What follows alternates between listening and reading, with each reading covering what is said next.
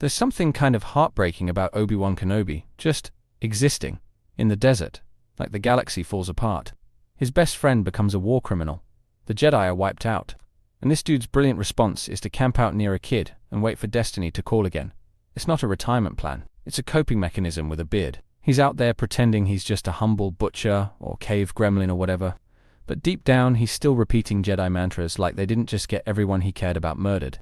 He's not meditating for peace. He's meditating so he doesn't cry himself to sleep every night. That's not strength. That's denial in a brown robe. And let's be honest, the order he's so devoted to was already gone before the clones even turned around.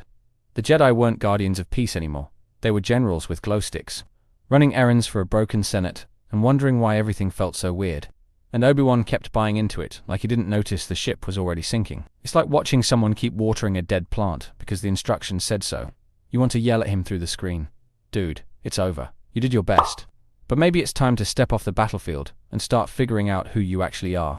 Because right now, you're just a Force ghost waiting for an official invitation. But that's the tragedy of it, right? Obi-Wan thinks surviving is enough. That if he stays alive, if he watches Luke from a distance, if he never breaks the rules, then maybe it all meant something. But survival isn't the same as living. And the longer he waits, the more he becomes just another shadow of what used to be. In this video, we're diving into why Obi-Wan Kenobi should have let the Jedi Order die with dignity, instead of clinging to it like a life raft made of sand and guilt. We're talking about the broken code, the crushed purpose, and why Obi-Wan's loyalty wasn't courage, it was grief wearing a Jedi robe. What if Obi-Wan wasn't the noble survivor we all thought he was? What if staying alive after Order 66 wasn't a triumph, but a mistake? The Jedi were gone. The Temple was ashes. The Republic had become an empire overnight. And Obi-Wan's response was to go into hiding. But not to heal, not to change, just to wait. You'd think after everything fell apart? After he watched Anakin burn on Mustafar? After the clones he fought beside turned on him in a heartbeat? Maybe Obi-Wan would take a step back and question what went wrong. But no, he clung harder. Not to the future, but to the past. He took the mission to protect Luke, not just because it mattered, but because it gave him something to do, something to believe in. A leftover directive from Yoda that lets him pretend the Jedi still had a purpose. He wasn't meditating for peace. He was meditating out of guilt and fear. Even when the galaxy moved on, even when the Inquisitors came, even when hope felt more like myth than fact, Obi-Wan still held to the code like it hadn't already failed him and everyone he loved. He didn't evolve. He didn't adapt. He just waited for someone to tell him it was okay to matter again. And that makes you wonder, what was he really fighting for? The galaxy? The Jedi? Or just the ghost of an identity that no longer existed? Here's the thing that drives me crazy about Obi-Wan. He's smart, he's skilled, he's seen more than almost anyone. And yet he acts like the Jedi Order didn't mess up from start to finish. Like the Council didn't help create Darth Vader by treating Anakin like a walking red flag instead of a person. He keeps repeating this cycle of blind loyalty, even when it destroys him. He calls Vader lost, irredeemable. Not because he's analyzing the truth, but because he needs to believe the past was worth it. He can't admit that he helped break the very person he trained, because that would mean facing his own role in the fall. And look at how he handles Leia in the Kenobi series. He's clearly broken, withdrawn, unsure of himself. But instead of facing that pain head-on, he buries it under Jedi teachings and quiet mantras that haven't saved anyone in decades.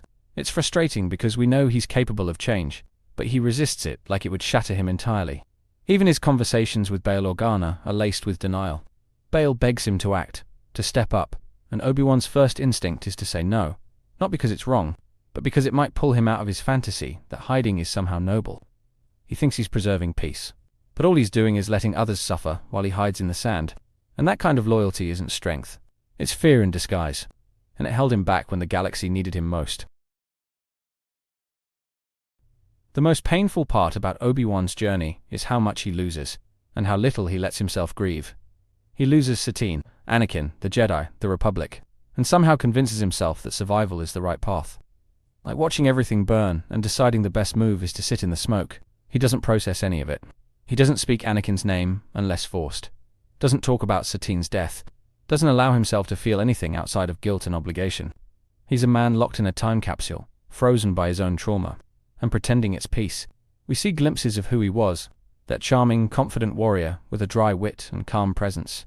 But those moments are buried under 10 years of silence, of pretending to be someone else, of avoiding mirrors that might show the cracks in his armor. When Leia asks him about the Force, you can see that spark, the love he once had for something bigger than himself. But it's layered with pain now. Every memory comes with a cost, and every lesson he teaches feels like it's being pulled from an old wound he never let heal. And it hurts, because Obi Wan wasn't just a Jedi. He was a symbol of hope, and now he's just a shadow of it. Walking through the ruins of a war he never stopped fighting in his mind, and yet, somehow, he still endures. That's the insane part. For all his flaws, for all the baggage, for all the denial and fear and isolation, Obi-Wan still manages to hold the line. Even when everything collapses around him, he stays upright, not because he's unbroken, but because he refuses to fall completely.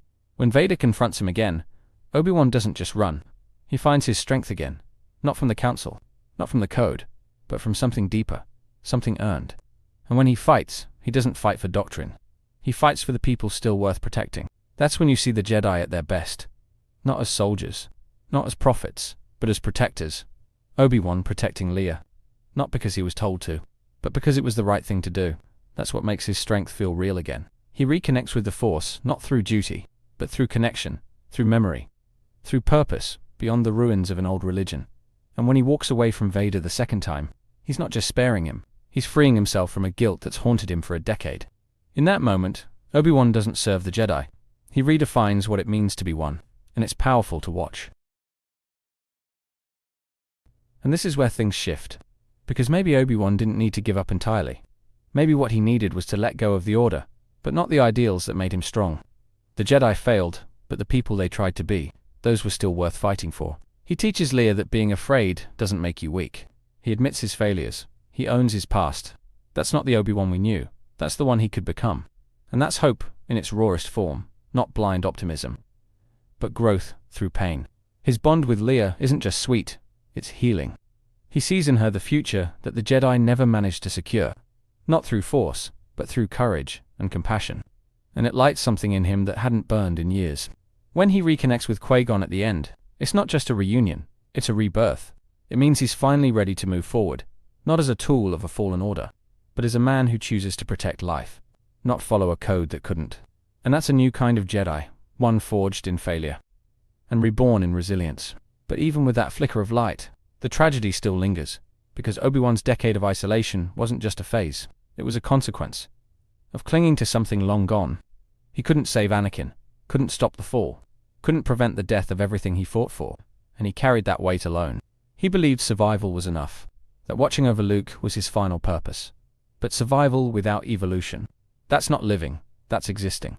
And Obi-Wan was too noble, too stubborn, too scared to ask himself who he was without the Jedi. The Order was gone, and it wasn't coming back. But instead of grieving it and moving forward, Obi-Wan spent 10 years pretending it still mattered. That if he just stayed quiet, stayed hidden, stayed loyal, something would fix itself. It didn't, and it never was going to. Because sometimes the bravest thing isn't staying on mission. It's realizing the mission already failed, and choosing to become something new. And by the time he did, he wasn't a Jedi in the old sense. He was something better. A guardian without an order. A protector without a temple. And finally, a man who let go. Thank you for watching the whole video. I make videos because of my love for Star Wars and Marvel. I've been asked countless times how I get my subtitles, and I generate them automatically with a tool I built. That same tool can be used here on my website. It's completely free and doesn't require signing up. My website contains the subtitle generator that is perfect for any video. Blogging post, where you can sign up with your email and receive notifications for when I post, and also my 3 channels. Critical Analysis Hub focuses on Star Wars and Marvel movies. Critical Analysis Hub Plus looks at Star Wars and Marvel shows. And Critical Analysis Hub XP centers on video games, like The Last of Us series, Jedi Survivor, and GTA 5. Thank you for being a fan.